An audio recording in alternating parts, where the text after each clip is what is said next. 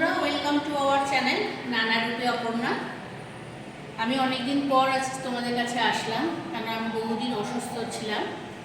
তো সেই কারণে আমি কোনো ভিডিও দিতে পারিনি। তো আমি বর্তমানে এখন ভেলোরে আছি। তো ভেলোরে আসার আগে আমি অনেক ভিডিও দেখেছি, প্রচুর ভিডিও দেখেছি। তো সেই ভিডিওগুলোর মধ্যে দেখলাম যে বেশিরভাগ ভিডিওই কিন্তু মিসগাইড করা রয়েছে। ঠিক প্রপার ভিডিও ঠিক মতন আমি সেই সাহায্যগুলো আমি পাইনি, যার জন্যে আমি এখানে এসে আমি যে নিজের অভিজ্ঞতাগুলো সেটা শেয়ার করছি। আশা করি এতদিন হয়তো তোমরা যে ভিডিওগুলো দেখেছো তার থেকে আমার ভিডিওটা দেখলে হয়তো একটু বেশি তোমাদের উপকার হবে। আমি যেভাবে ফেস করেছি সেভাবে আমি তোমাদের জানাচ্ছি। প্রথম আমি শুরু করি। আমি বর্তমানে এখন এটা সেপ্টেম্বর মাস, সেপ্টেম্বর মাসে আমি ভেলোরে রয়েছি। আমার কিছু নিউরো প্রবলেম রয়েছে, আরও অন্যান্য অনেক প্রবলেম রয়েছে। সেই কারণে আমি কলকাতার বিভিন্ন জায়গায় আমি ডাক্তার দেখিয়েছি, ব্যাঙ্গালোরে দেখিয়েছি, কিন্তু আমার কোনো কিছুই হয়নি। তো একটা আশা নিয়ে আমি ভেলোরে এসেছি, কিন্তু এটা আমার কাছে একটা প্রথম আশা ভেলোর। তো যার জন্য আমি প্রচুর ভিডিও দেখেছি, কিন্তু আমি ঠিক মতন গাইডটা পাইনি।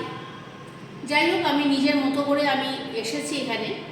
তো চেন্নাই এয়ারপোর্টে আমি আসার পর একটা বিরাট ইস্যু ছিল যে আমি চেন্নাই এয়ারপোর্ট থেকে ভেলোরে আমি কিভাবে আসবো। সেই ক্ষেত্রে আমি কারোর সেভাবে সাহায্য পাইনি যে ওইটা আমি কিভাবে আসবো।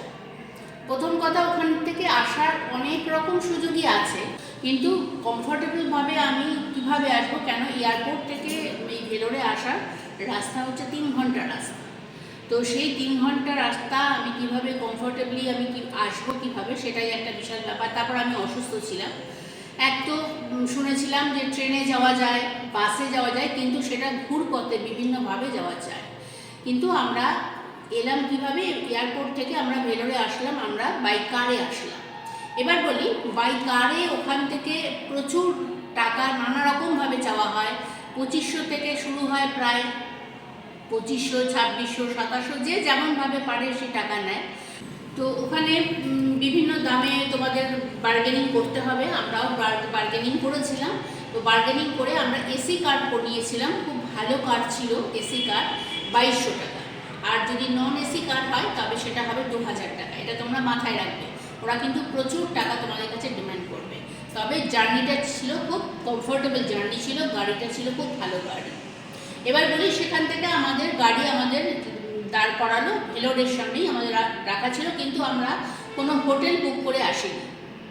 কারণ আমরা জানি যে এখানে প্রচুর হোটেল আছে, এবং যে সমস্ত হোটেলের ছবি এখানে বিভিন্ন ভিডিওতে দেখানো হয় তার মধ্যে বেশিরভাগ ভিডিওগুলোই কিন্তু ফেক হয়।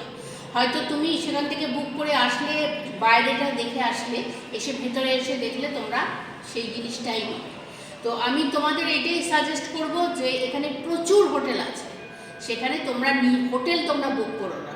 হোটেল তোমরা এখানে আসো, নিজে চোখে হোটেল দেখে তবে তোমরা কিন্তু হোটেলে ঢুকবে।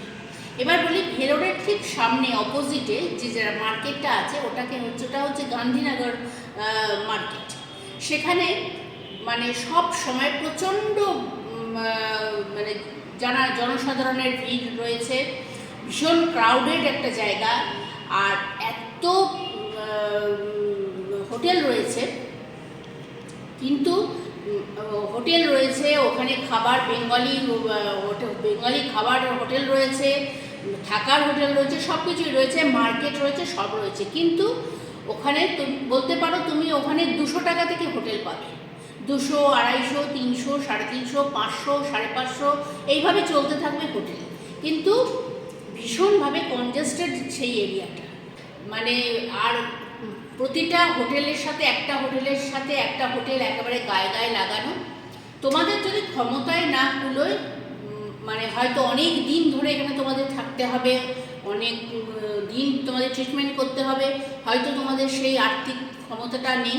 আমারও যে আর্থিক সেভাবে ক্ষমতা আছে তা নয়, কিন্তু কথা হচ্ছে ওখানে ভীষণভাবে আমার যেটুকুনি মনে হয়েছে ওখানে পলিউশনটা একটু বেশি।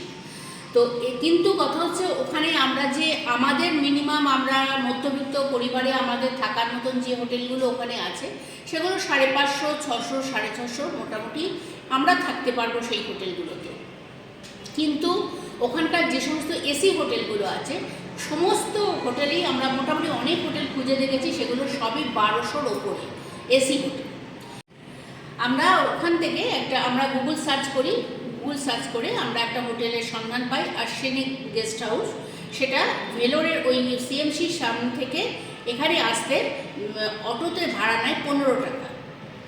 আর হোটেলে আমরা সেখানে আসি, নিজের চোখে হোটেল দেখি, হোটেল রুম দেখি আমরা। এখানকার হোটেল রুমের ভাড়া 700 থেকে 800, নন এসি 700 থেকে 800, এবং এসি যেটা রয়েছে সেটা রয়েছে তোমার 1200-র ওপরে, 1200, 1300 এরকম হচ্ছে এসি হোটেল।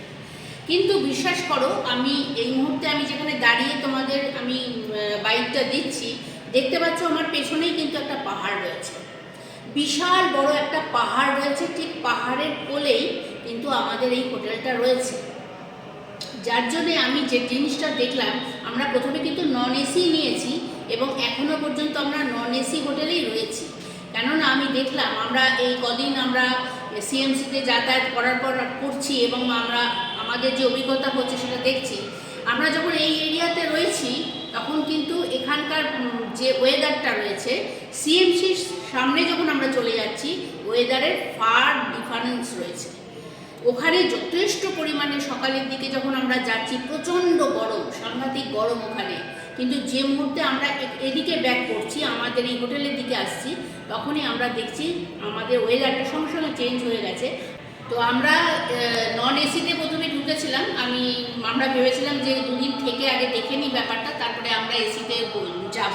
কিন্তু বিশ্বাস করুন, এই পাহাড়টার জন্যে দিনে রাত্রের পর থেকে মানে এত ঠান্ডা কুল একটা ওয়েদার যে আমাদের আর এসি রুম নিতেই হয়নি। আর একটা কথা বলে দিই, এই যে আমি ভিডিওটা করছি, হয়তো দেখতে পাচ্ছেন আমাকে, আমি হয়তো খুব ঘামছি।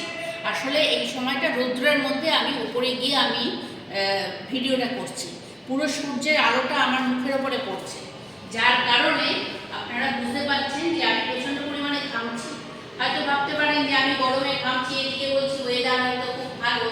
সত্যি তাই, ওয়েদার এখানকার ওয়েদার এতটাই সব। তার থেকে বড় কথা, এই হোটেলটার চারপাশে প্রচুর গাছ, বড় বড় সবুজ একদম ঘেরা একেবারে চারিদিকে গাছ রয়েছে, যার জন্য এত ঠান্ডা হোটেলটা।